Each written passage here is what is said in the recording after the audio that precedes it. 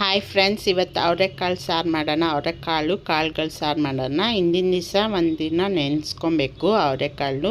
ಆಮೇಲೆ ಬೇಯಿಸೋಕ್ಕೆ ಇಡಬೇಕು ನೀರಲ್ಲಿ.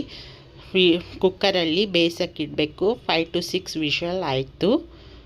ಈಗ ಬಾಣಲಿಲಿ ಆಯಿಲು, ತೆಂಗಿನಕಾಯಿ, ಈರುಳ್ಳಿ, ಬೆಳ್ಳುಳ್ಳಿ, ಕರಿಬೇವು ಹಾಕಿ ಹುರ್ಕೊಬೇಕು.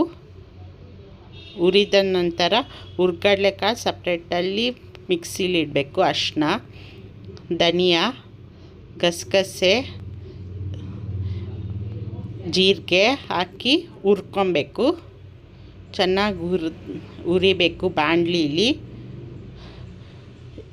ಗ್ರೈಂಡ್ ಮಾಡಬೇಕು. ಆಮೇಲೆ ಖಾರದ ಪುಡಿ ಹಾಕಿನೂ ಗ್ರೈಂಡ್ ಮಾಡಬೇಕು. ಲಾಸ್ಟಲ್ಲಿ ಆಯಿಲು, ಒಗ್ಗರಣೆಗೆ ಸಾಸಿವೆ, ಈರುಳ್ಳಿ, ಕರಿಬೇವು ಹಾಕಿ ಮಿಕ್ಸ್ ಮಾಡಬೇಕು.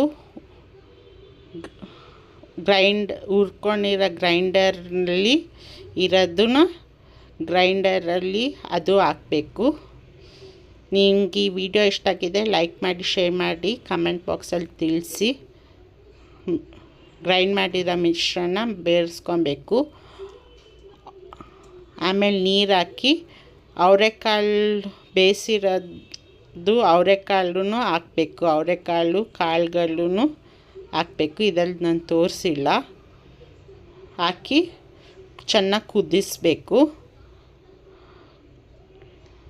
ನಿಮಗೆ ಈ ವಿಡಿಯೋ ಇಷ್ಟ ಆಗಿದೆ ಲೈಕ್ ಮಾಡಿ, ಶೇರ್ ಮಾಡಿ, ಕಮೆಂಟ್ ಬಾಕ್ಸಲ್ಲಿ ತಿಳಿಸಿ.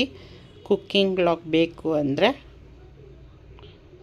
ಲಾಸ್ಟಲ್ಲಿ ಅವರೆಕಾಳು ಎಲ್ಲನೂ ಹಾಕಿ ಉಪ್ಪು ಹಾಕಿ ಬೇಯಿಸ್ಕೊಬೇಕು. Thank you.